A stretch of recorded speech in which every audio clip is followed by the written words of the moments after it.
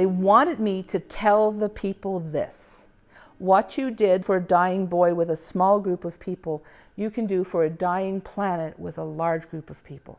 So we touched Evan with our physical bodies. We used our energy fields to infuse his energy field. Cups of water, the liquid went into his body. He came back to life.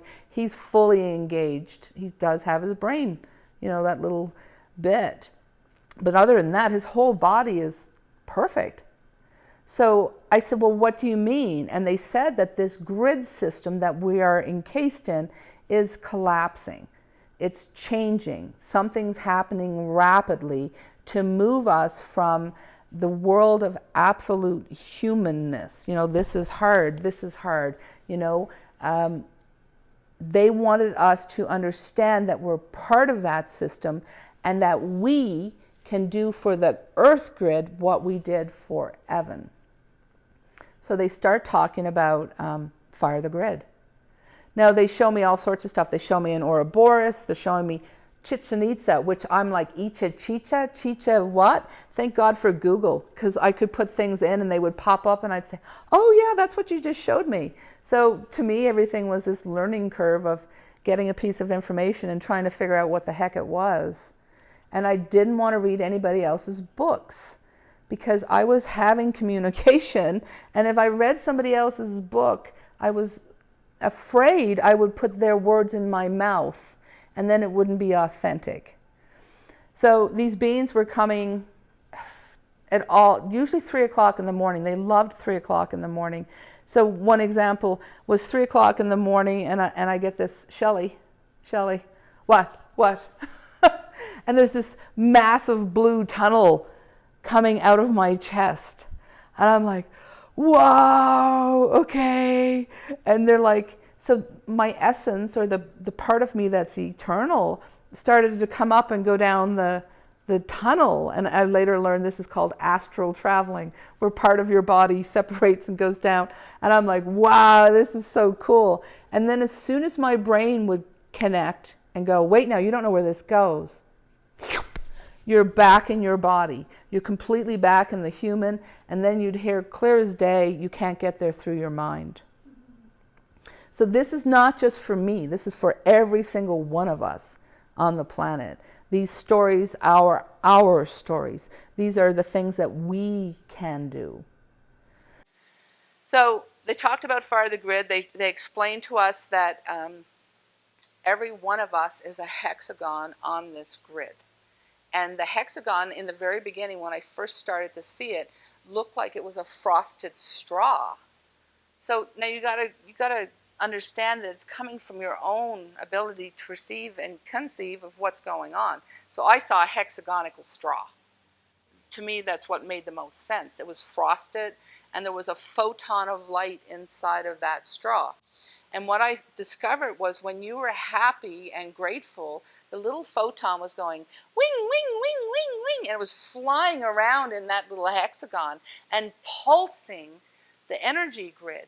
And when it did, the liquid light that this little photon made inside the frosted straw would flood out 1,000 hexagons. And I was like, cool. And they called it flooding the junctures, because your hexagon and my hexagon are right next to each other. Now, just because we're in the room doesn't mean that our hexagons are next to each other on the grid. Like, this is human proximity as we sit here. But our hexagons could be in different quadrants of the global hexagonal grid. But every time one of us pulses joy and gratitude, we flood the junctures and 1,000 hexagons are touched. And it doesn't matter how small it is. You find gratitude for the toilet. You find gratitude for a cup of water. You turn a tap, you put water and you get water, a comfortable couch, clean clothes, somebody that loves you, the smallest things. And you just remember to say thank you. So when you're having a shitty day and everything seems that it's just too much, the smallest gratitude for the smallest human truth floods the hexagons. If you wallow in your crap, hey, I know all about it. you're drawing from that grid?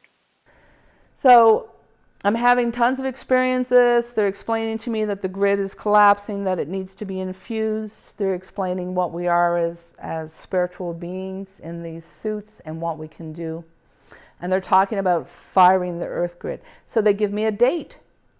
They give me symbols. So these symbols here on my arm, and I'm sure she'll put them up somewhere so that you can see them better. But these symbols, they told me I sent them back from the future. So my future self sent these symbols back. And they said the symbols are to be used everywhere because they're a code. And that the code in our system, people would see them and just have a sense of, yeah, this is real. I don't know why I believe this, but there's something real about it because it's a truth code. They gave me a little crystal that they told me I could wear. That was a truth amplifier. So when I spoke truth, and I'm talking to 500 people, those of us that don't want to believe, that's fine. I don't have any problems with that anymore. If you feel truth in this, then help, participate, share your light with the project. So what they wanted us to do was come together. They wanted us to create a mass of humans such as the world has never seen. And they wanted us to come together. Now, I think like 98 countries participated. We don't know how many hundreds of millions of people participated, but it was all based on these beings telling me what we were, how we could help, how we could be present for these shifts in time. They called it Fire the Grid, and they started to set up the dynamics, what the symbols look like, what time to do it. So 11:11 was the time of day that they said come together at 11:11 GMT. Now GMT is Greenwich Mean Time. So Greenwich Mean Time is the clock in Greenwich, England. So at 11:11 Greenwich Mean Time, in Nova Scotia, I think it was 7:11 in the morning. So we had people in 98 countries all sitting down at the exact same time to pulse the grid with light and love and the things you love about being a human. They talked about meditation and prayer. They said if you meditate, meditate, but only if it brings you joy. They talked about prayer. If you pray and it brings you joy. But if you're doing it out of some sort of obligatory, oh, that's what my mother taught me or that's what my father taught me, and it didn't relate to anything that you felt, then what they wanted you to do was sit with your joy of being a human. And we're back to your ice cream cone or, playing with your grandchildren or whatever joy was your favorite joy. And then take that joy and say thank you. And every time you say something in threes, I call it the 1-2 punch. It's a power place whenever we talk about things in threes. So thank you, thank you, thank you really lets the universe know I didn't make a mistake here. I am fully in gratitude for this happening. So I end up trying to find somebody to help me. That's where the story's going. I try to get somebody to help me. So I'm going to different spiritual people, different churches.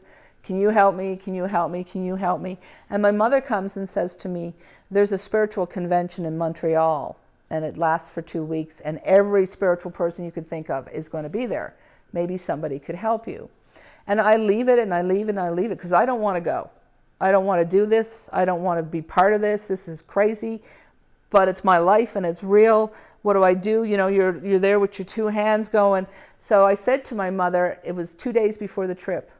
I said, well, if there's still room in the car and if the cheap hotel rooms are still there, I'll go. Thinking I am so friggin' lucky because there's going to be no room in the car and there's going to be no cheap hotel room. So I'm off the hook. And there's a hotel because somebody canceled and now I got the cheap room. And the woman says, I'll take you. I got room in my car to take you. Shit. Yeah, now I gotta go. So I get in the car and I pack up and the two people I'm going with are, I'm like woo-woo. Everybody's crazy but me. Why doesn't anybody else think this is crazy? Anyway, off I go to Montreal to this event and I start. So I get out of the car and I go to the event and pretty much all the big wigs in the spiritual community are there. And I'm going, hey, I got this great project. Extraterrestrials told me how to do it. And like, do you want to take this project and do it? And how about you? And how about you? And how about Emoto was there that weekend. So that was awesome because I got to speak to him about it. And he's like, oh, well, this is a very special gift. I'm like, this is not a gift. This is a pain in the ass. So anyway, I'm going from person to person to person, trying to get somebody to help me with this program or this Fire the Grid, And nobody's really interested. And I'm like, how could you not be interested? All you guys are like spiritual woo-woo people. How come you're not interested? But nobody was. So several days had passed, and I went into Stephen Greer was speaking. And Stephen Greer was kind of the ET guru in my books. And that was the one my mother had actually said, oh, maybe Stephen Greer will help you. And I'm like, I don't think anybody's going to want to do this, but whatever. So I march my ass up, and here's Stephen sitting in the chair. And I'm like, okay, so a bunch of ET came down, and they helped me, and they did this, and they did this, and then did. And he goes, uh-huh. And I said, so everybody thinks it's all about God and stuff, but it's not about God. It's about extraterrestrials and energy. And he goes, uh-huh. And I'm looking at him and go, why do you keep saying that? He goes, okay. He says, so who do you think made the extraterrestrials and the energy? I went, God? And he goes, ding dong, you got it. And here he was, this ET guru. So I was expecting ET kind of communication, and he had put God in the mix. Well, this was like a smack me in the forehead. Oh my God, God is part of this. This made so much sense, but this was the first time that this had made sense. So he says to me, okay, after I finish my talk, come with me and we'll go have some coffee and talk about your project. I said, it's not my project, it's your project. And he was like, no, this is your project. So we go off to have coffee, and he brings with him this really beautiful blonde-haired woman, and he says, this is my assistant, and she's here to listen in. So I start the project again. I tell him what I've seen. I told him what's happened. I told him about the kid, and Annie is sitting there. That was her name. And she's sitting there, and her eyes are like saucers, because I'm like, oh, another one of those woo-woo people who believes all this. Hard to believe that you don't believe. So anyway, Annie gets kind of emotional, and I'm looking at her. I said, what's going on for you? And she said, well, 15 years ago, an angel came and told me that 1 hour of time would change the course of humanity, and that somebody was coming with a project, that I would help with the project. And you're her. And I said, no, it's not me. It's really not. So anyway, I spent some time with her. I spent some time with Stephen. We talked. I learned. I grew. I decided I'm not doing this. Another one of those. I'm not doing this. So I'm going back to Nova Scotia. Thanks for the education. You're all, very sweet people, but you're all crazy. I'm telling you, it was always my go-to. So I went home. And Annie started calling me, and she's saying, you have to do this project, you have to do this project. I was like, no, I don't have to do anything. I'm not interested. This is out of my comfort zone, and I just assume this all just go away. And then at one point she called, and she set me straight, because she said, you owe a debt of gratitude to these beings. Every morning you wake up and kiss your child. Every day you have a life with your baby. And she said, and these beings have asked you to do something and you won't do it? What do you say? So I said, yes. Okay, I'll do it. So then her husband, at the time, her partner, and her started working on the project. So I would send them pieces of information. I would send them the symbols. I would send them the writing. Telling them what I knew, and we started to build the website the way the beings were telling me. So nothing about that website, nothing about that project came from me. The beings would tell me, and then I would tell them, and we would make it happen. Now at that point, Bradfield had a whole bunch of music, and what I discovered was that the music had tones in it, and the tones spoke to me. So you heard la la la la la la la, right? I heard ping ting ting pong ting ta. I was like, Close Encounters of the Third Kind. That the machine was making these noises, and under the noises was an understanding. Put this symbol here, put this symbol here, do this with this. So this music was encoded. It was just the most amazing thing. And so the music that was encoded, I could get the information from the music. But what I discovered was that when other people listened to the music, they had a level up. They had an awakening. There was opening, because the music was speaking to me in supernatural language. That music for you, the listener, was also supernatural language. What I heard from it and what other people heard from it was different, but it was happening. It was happening in real time. So he had 16 different albums. And at that time, he had given me a bunch of the albums because he said, listen and see if there's code in anything else. Well, why wouldn't there be? So I started listening to his music, and I was like, oh, this music is coded because there was instructions. And oh, this music is coded because there was instructions. So every piece of instruction I got from his music, that music was then powerful for other listeners. So the beings started talking about the fact that if you had autism, they called autism the immortals. They said autism is to stunt the immortals, which was interesting, but they said that this music would benefit children and adults with autism, and that touch and pulling your hands off their body would help with this autistic stunting of the energy of that being. And the other thing, so listening to this music, sweeping the hands off the body in a massage type of way, and water. So get these kids and these people in water. And if you could get them in water and listen to this music, it was really beneficial. But it was beneficial for everybody that listened to the music.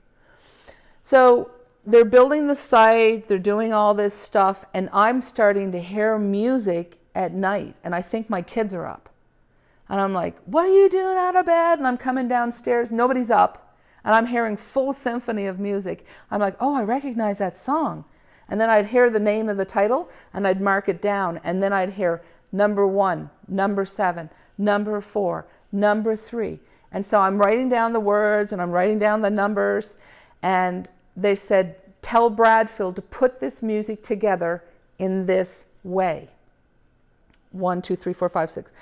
And they said, he already has the beginning and he already has the end. Tell him to put these songs in between and make an album. And in that album was instructions for me about what to do next.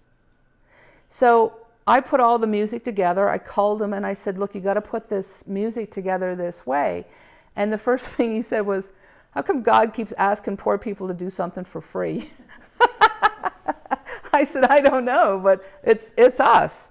You're making it, I'm hearing it, she's singing it. She was the singer, he was the composer, I was the mouthpiece. Well, Gabby. So anyway, all the music came together, and he finally said, fine, because originally he told me, this doesn't go together. He actually called it a career suicide. He said, if I put this music together and make an album like this, he said it's career suicide because none of it goes together. I said, do it or don't do it. I don't give a shit. I got no more time. If you don't want to do it, that's fine. So I put the music together on a CD so I could listen to it the way it was supposed to be listened. And sure enough, it was filled with all the instructions. So he calls me and he says, fine, I'm putting the music together. I'm going to create the album. He said, would you write me a little paragraph to put inside the book saying why I did it? I ended up writing 28 pages. And it's now a book and an album. But it was the #1 best-selling album of 2007. The album was Light and Love. You can still buy that album. It has a booklet in it that I wrote the booklet. And that was one of those things that just came to. And I don't know how else to describe it. It comes down through your body and comes out of your mouth. Or it comes down through your body and comes out of your fingers. So when he asked me to write the book, it just came. It just poured right out of me. I didn't even edit it. Just type, type, type, type, type, type, type. And what was one paragraph ended up being 25 pages or 28 pages, which is in that album. It's a little booklet. And he was blown away. Well, we're always blown away when you get instructions that actually work. It's pretty incredible. So anyway, now the site is built, and everything's done. The music's getting done, and I'm sure the time frame is all mashy in there a little bit. But Bradfield calls me and he says, "Okay, the site is live. Everything's working. It's exactly the way you said to do it. And now what do?" I said, "I don't know. I don't know what we're supposed to do." So anyway, I said, "Okay, I'm going to ask, I guess, what we're supposed to do." So I sat down at the kitchen table, and in all the reverence I have, as you can tell, I went, "Okay, God," or whatever the hell you are, "I did it. It's all done. It's all laid out. It's all exactly the way you said. Bring it on. Let's do this thing." And of course, I'm laughing because it's about 8 o'clock or 7 o'clock in the evening. And no sooner do I do this, ta-da, bring it on thing, the phone rings. And it's George Noory from California. And, well, it's not him, it's his assistant. And he says, "Yeah, I'm the assistant for George Noory in California. It's the world's largest paranormal radio show." And I'm like, okay, because I didn't know who it was. And he goes, "Well, people are, covet these spots. People want to be on our radio show." And I'm like, okay. "Why are you calling me?" And he says, "Well, we heard about you." "Well, how could you hear about me? I haven't done anything yet. I mean, I built a website." And I even made a joke. I said, "Well, that's great. You tell your 10 friends and I'll tell my 10 friends. And at the end, we'll have 100 friends." So anyway, he says, "Well, George Noory wants you to be on his radio show." And again, I'm going, "Oh yeah, in 3 months' time, you'll pencil me in." I said, "Okay, so when do you want to do that?" And he said, Tonight we'll call you back at 2 a.m. your time," which was 10 in California. And I said, "What?" "Yeah," he says, "somebody canceled and we want you." Okay, fine. What was I going to say? Okay, fine. So he said, "Okay, we'll call you back at 2 a.m. your time and you'll do the interview with George and it'll last an hour or whatever it was, and then we'll be done. Thank you very much." So I hung up the phone and I did this and I was like, okay, that was a little too fast. So obviously when you say "bring it on," it gets brought on. So anyway, I was like, okay, fine. So I started talking to the beings out loud. As crazy as it seemed, I was like, "Okay, guys, you got an audience. It's 25 million people. You got an audience and I have no idea what to say. So you best be jumping in here and having something to say." And at that point, I had learned enough that people had told me that I was channeling or I was having information coming from this. I still didn't understand channeling. I didn't really understand even why I was getting the information, except it was my job. I had agreed to do this job. And it looked more like this. That's how I felt I was doing this job. Anyway, here I was. George Noory was going to call. So I sat on my couch. Now they had been teaching me to meditate, the beings had. And I had mostly meditated in the water, in the bathtub. And I would start doing these little spirals. And the next thing I know, I'm like, oh, and I'm having some incredible experience in the bathtub. And it was amazing. So I went and sat on the couch. And I said again, "George Noory, 25 million people, hello, you better have something to say or I'm going to look like an idiot." So I sat on the couch and I was there for probably the 4 hours, just kind of making noises. I had visions of this 25 million people and I had nothing to say. So he calls and the interview just went smooth as silk. You'd swear I had been speaking to people my whole life. So George is fascinated. He thinks it's wonderful. I do the interview and Fire the Grid is born. And not only born, blows up. We can't keep the site up. We had no money. We had no money. We had no supporters. We had no, donations. We had nothing. And so Bradfield goes into this holy God, and he starts doing these magic little things where you split a site and you put it off to other sites. And I don't even know what he did, but he managed to keep this thing alive, because now we were like bombarded. Hundreds and hundreds and hundreds and hundreds of emails, people logging on. The beings are still giving me information. They're still telling me what to do. Right now, as a matter of fact, my right ear is on fire, which is always my indication that we got a room full of beings, because you want to stick your finger in there and scratch your brain. So these beings are coming, the site is built, everything's happening. It is December, January. Yeah, it's December of 2006. This thing is blowing up, it's taking off, and these beings want me to travel. And they want me to go from community to community, just like this. Sometimes there was 5 or 6 people that I would speak to in a group, sometimes 500 or 600 people. It was just like this. It was just a conversation. So they wanted me to travel. So if you wanted me to come, you would call one of the coordinators. Now there were some people helping. You call these coordinators and you'd say, yeah, can you get Shelley here? We'd like to have her speak at our church or our function or whatever. And I was to travel and speak for free. And I did. I never got paid 5 cents. Nobody in our team got paid 5 cents. The deal was you get me there. So if you had some people who could pay to get me a flight to your community, and then somebody had to host me. One night I slept with five cats, 2 dogs, and a hamster on the floor on a futon. And then the next day I was in a multi-million-dollar condominium on the beach somewhere. So it was the full range of experiences, but it was with honor and gratitude that I was thankful to have a place to stay and somebody supporting a conversation somewhere. So I started traveling all over Canada and the United States. We had a big European trip booked, but to me it was all so overwhelming.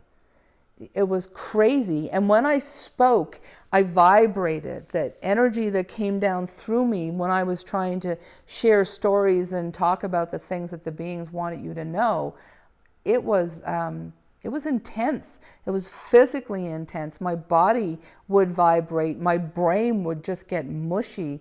And the human part of me would kind of step out. And this is part of the issue with us as humans dealing with our spirituality, is because there's a lot of physical things that happen to our bodies when we connect to this energy field. And I guess that's why so many people have books written about learning to ground your body, learning to center yourself, learning to run your energy in certain ways with Reiki and different modalities. The beings are still talking about this project, Fire the Grid, and that's why we're doing this today, is because each Fire the Grid brings something new. So they gave us 3 dates the last time around. 2007, 2009, 2011. Now, I thought 2011 was going to be the end of it, and I thought I was free from ever having to do this again. So Bradfield and Annie did their piece. We set it all up. We got George Norrie involved. We had this huge event. Everything was awesome. We flooded the grid. I was like, yay, I'm done with this. But that has not been what's happened. More and more people are waking up to these truths, and they need support to walk into it. They need support to say yes to these truths so that more and more people can get off the fence.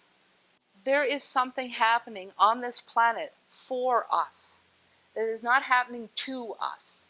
It is happening for us. And we, as people who are awakened form, people who are saying, yes, I know there's something more than this. We are in a unique position to say, yes, I want to play in the new field. So Fire the Grid was a 3-part series, 2007, 2009, 2011.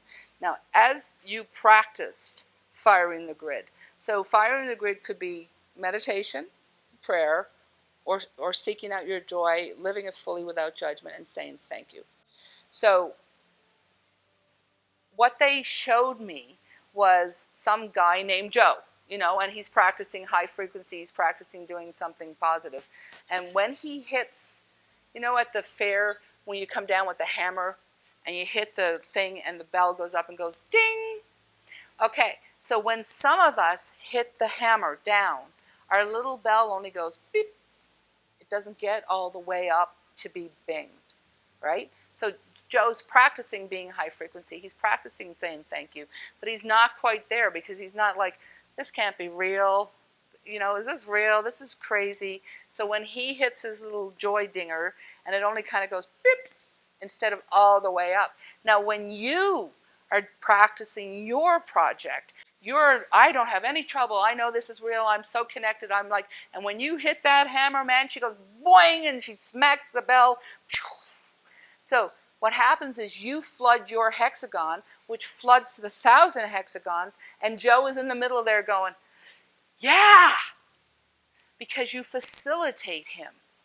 Your true faith that's unwavering helps Joe get up to hit the bell. So the next time another project comes around, it's like, yep, and it hits the bell. So what the beings said was they were capturing our signatures. They wanted to know where we were and how many we were. So it makes me wonder, are they going to come and get us? You got a really big spaceship and you're coming to get us? And these are things I just don't know. All I know is that once you have your signature captured, then you start to be part of this collective.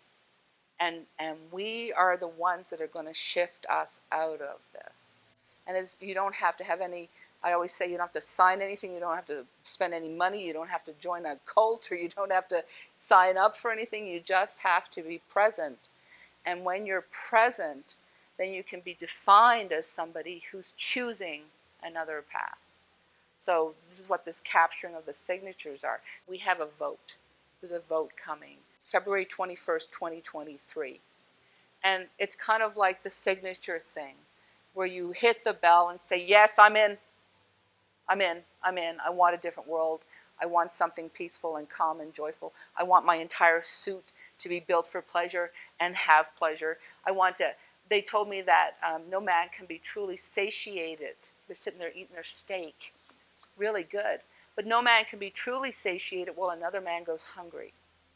So that is the facts of life, because in the back of your head, there's always somebody who doesn't have any. So our project at this point is that we bring Maslow's hierarchy of needs into effect for every living creature on the planet.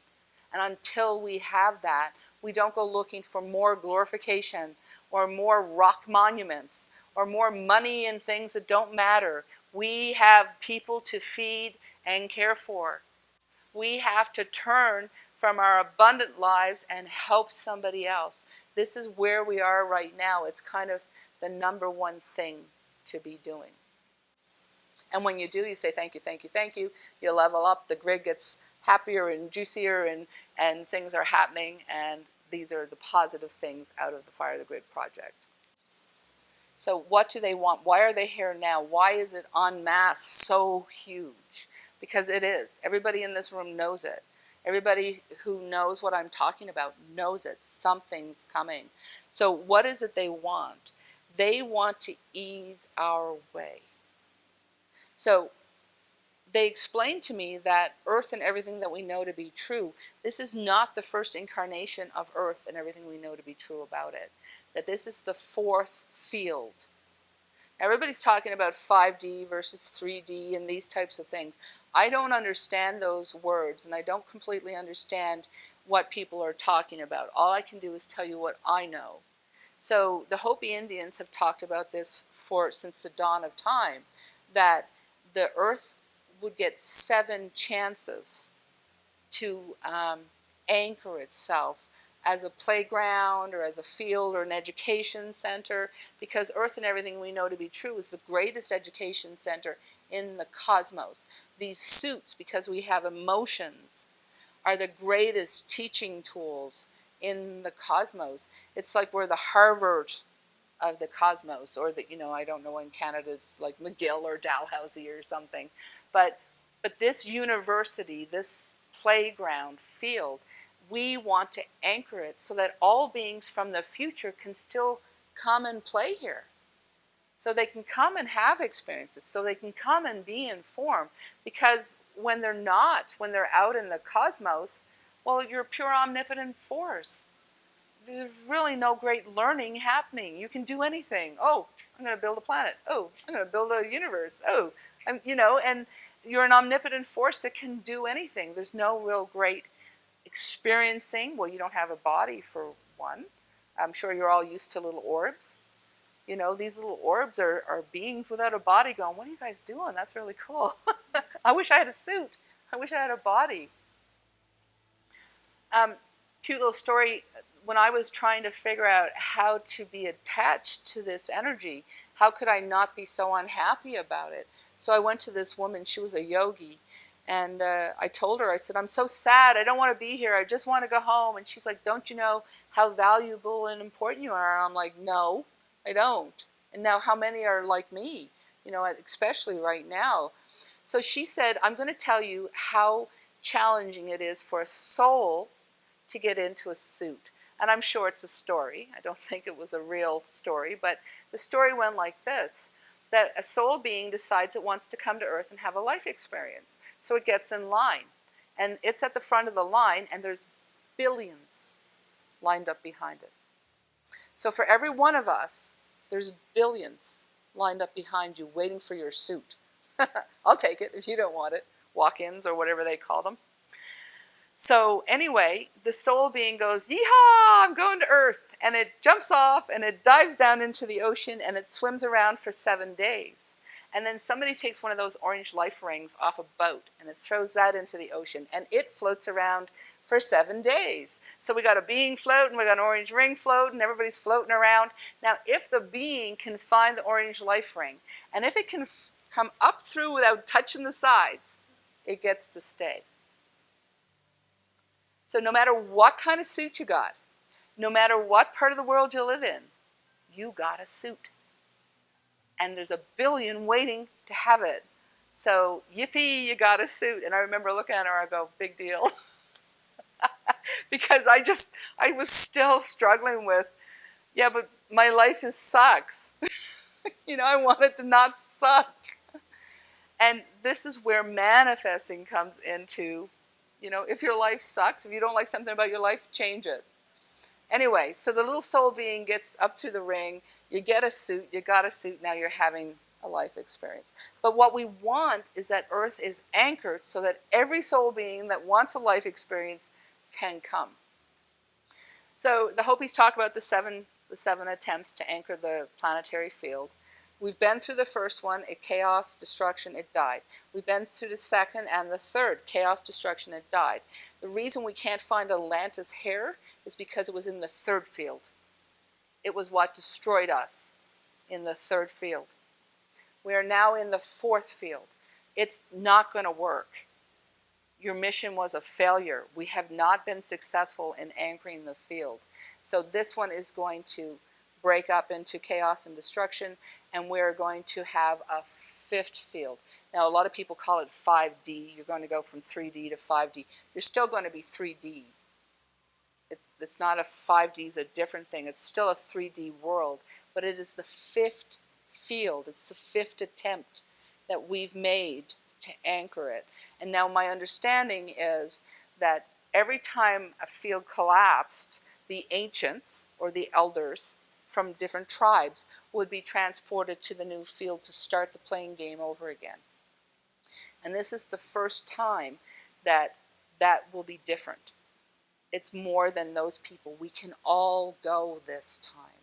And we don't have to start down in caveman chipping chipping rocks, trying to show the extraterrestrials on the rocks, right? Or up in the fields of Nazca, so that you can see the truth of extraterrestrial interaction with our field. We don't have to go back to that. When we make the shift, we're going to do it with full consciousness.